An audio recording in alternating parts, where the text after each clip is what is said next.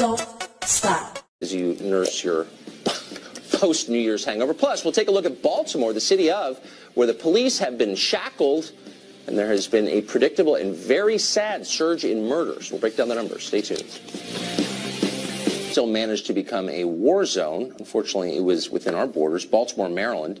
It ended the year with 343 murders, or 56 for every 100,000 people.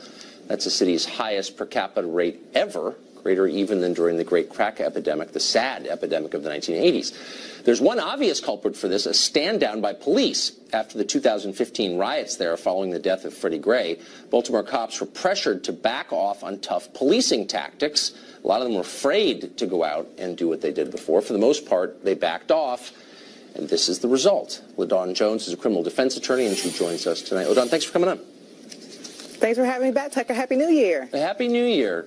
So, look, there are people in Baltimore who are, not right-wingers who actually live there, in contrast to a lot of the leaders of Black Lives Matter, rich kids on college campuses, who are saying that the police leaving has been a tragedy. This is the Reverend Kinsey Scott, an activist in the city. Quote, "We wanted the police there. We wanted them engaged in the community." Why wouldn't people who live in a city with over 300 murders want police keeping order? Well, they absolutely do. No one never said that they didn't. They want the same thing that you talked about in your last few segments. They just don't want government overreach by having police officers who are abusive to innocent people and abusing their power rather than performing their role as law enforcement.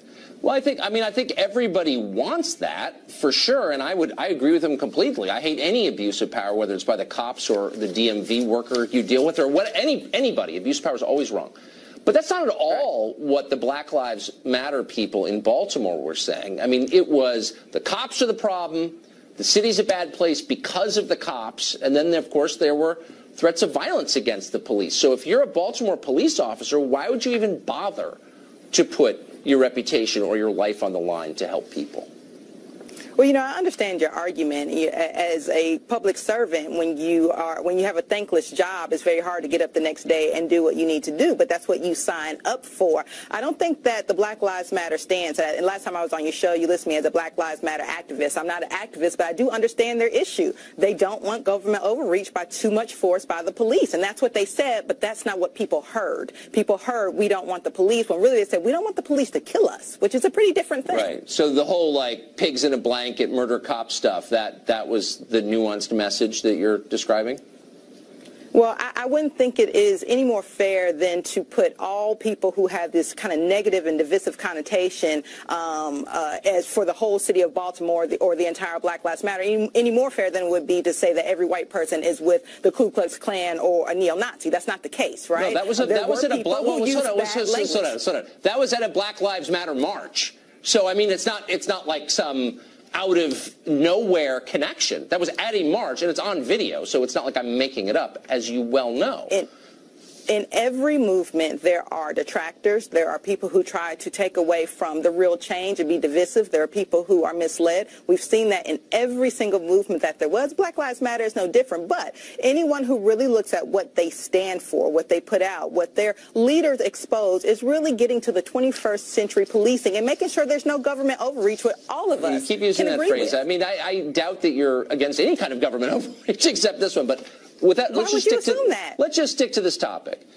2017, 343 murders in the city of Baltimore. Why is that? Well, I don't live in Baltimore. I live in Atlanta, but I can tell you as a former prosecutor, there are a number of factors that go into the increase of criminal activity. But one of the number one things, the things that Black Lives Matter ask and many others, is that we want to make sure that the police are involved and an integral part of the community, not against the community. And they have not reached that point yet. But hold on, I'm confused. So you say that you're part of Black Lives Matter, at least sympathetic to it. So it's in the name, Black Lives Matter. I don't know what percentage of those 243. Well, I didn't say that, but yeah. Okay. I don't know what percentage of those murder victims were African American, the overwhelming majority. So I'm a little concerned and confused by why you wouldn't have a better answer than there are a lot of reasons. It's a serious question. Why were 343 people murdered in Baltimore this year? Have you thought about why? Absolutely, but I don't understand what one argument has to do with the other. There are a number of reasons why there were murders of black lives, and all black lives, all lives do in fact matter. And so whether they're taken by the hands of the police or of criminals, I think people who really care about their community want to address both of those. It doesn't have to be either or. Right, because Black Lives Matter spends a lot of, look, Black Lives Matter spends all of its time talking about how the cops are the problem, but I don't hear anybody even thinking through, like, why is this happening? That's a lot of people to die in a small city, and I never hear anybody say why.